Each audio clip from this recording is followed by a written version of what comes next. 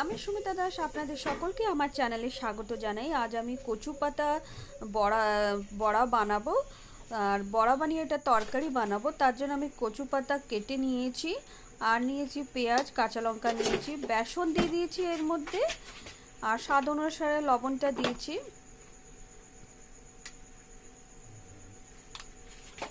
কচু পাতার বড়া খেতে খুব ভালো লাগে, তো আপনি শুধু বড়াও খেতে পারেন আর এমনি তরকারি বানিয়েও খেতে পারেন। এর মধ্যে হাফ চামচের মতন আমি হলুদ দিলাম, 1 চামচের মতন লঙ্কা গুঁড়ো দিলাম, দিয়ে ভালো করে এটা মিক্স করে নেব। আর অল্প অল্প জল দিয়ে এটা মিক্স করব।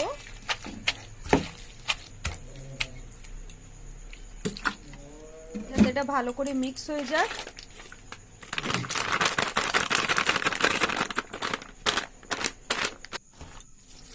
আর একটু অল্প বেসন দেবো এর মধ্যে।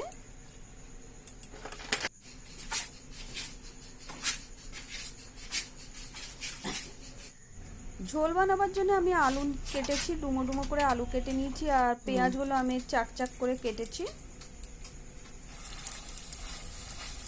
কড়াইতে সরষের তেল দিয়ে দিয়েছি।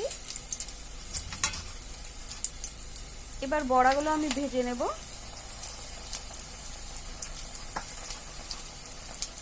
তাই কড়াইতে বড়া দিয়ে দিলাম।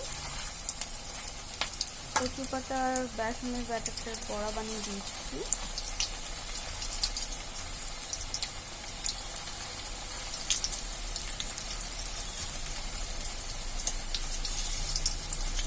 একসাথে আমি অনেকগুলো বড়া দেবো এর মধ্যে।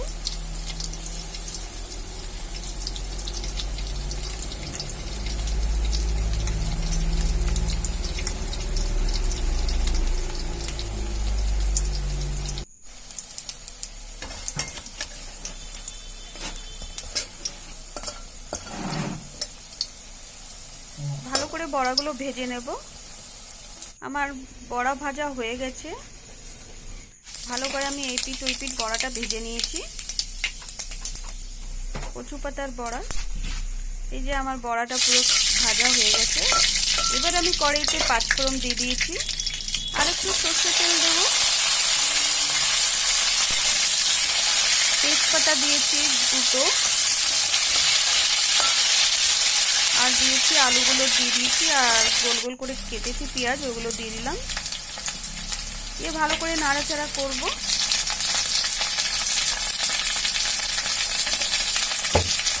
কাঁচা লঙ্কা দিলাম, 4টে মতন কাঁচা লঙ্কা দিয়েছি। টমেটো দিয়ে দিলাম, একটা গোটা টমেটো দিয়েছি, 2টো। ভালো করে এটা মিক্স করে ভেজে নেব আমি।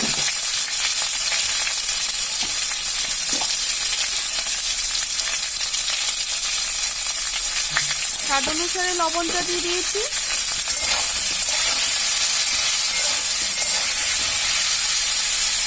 এক চামচের মতন হলুদ গুঁড়ো দিলাম, দিয়ে ভালো করে মিক্স করে নেব।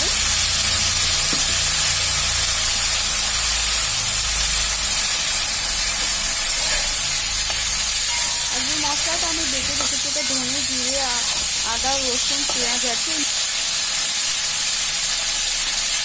এর মধ্যে আমি বাটা মশলা দিয়েছি। এর মধ্যে আছে বাটা মশলাটার মধ্যে আছে ধনে জিরে আদা রসুন পেঁয়াজ আর শুকনো লঙ্কা দিয়েছি। এবার আমি এর মধ্যে ম্যাগি মশলা দিয়েছি। ম্যাগি মশলার স্বাদটা বেশ ভালো লাগে, তো ম্যাগি মশলাটা দিয়েছি। আর একটু মশলা দিলাম আমি এর মধ্যে, একটু মশলাটা কম হয়েছে তাই আর একটু মশলা দিয়ে দিলাম। দিয়ে ভালো করে এটা মিক্স করে নেব।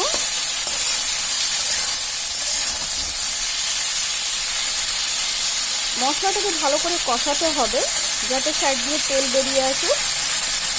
ভালো করে মশলাটা কষানো হয়ে গেলে তরকারিটার স্বাদটা একটু বেড়ে যায়। এই তো আমার মশলাটা কষানো হয়ে গেছে। এবার আমি এর মধ্যে জল দেবো, সাইড দিয়ে তেলও বেরিয়ে এসছে, মানে আমার মশলাটা ভালো তৈরি হয়েছে, কষানোটা ভালো হয়েছে। এবার আমি এর মধ্যে জল দিয়ে দিলাম।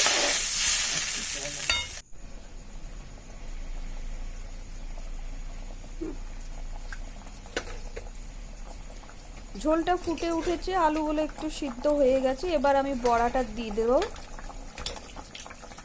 এর মধ্যে আমি বড়াটা দিয়ে দিলাম।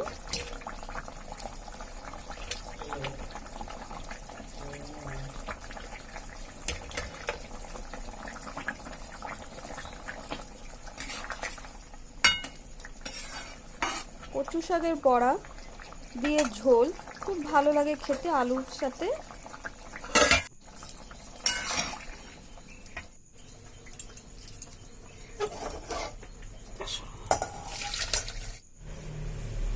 বড়ার ঝোলটা হয়ে গেছে, আমি এটাকে নামিয়ে নিচ্ছি। আমার এই রেসিপিটা যদি আপনাদের সবার ভালো লাগে তাহলে একটা লাইক, শেয়ার, কমেন্ট, সাবস্ক্রাইব করে আমার চ্যানেলটির পাশে থাকবেন। এভাবে নতুন নতুন রান্নার ভিডিও নিয়ে আপনাদের সবার সামনে আসবো। ততক্ষণে আপনারা সকলেই ভালো থাকুন, সুস্থ থাকুন।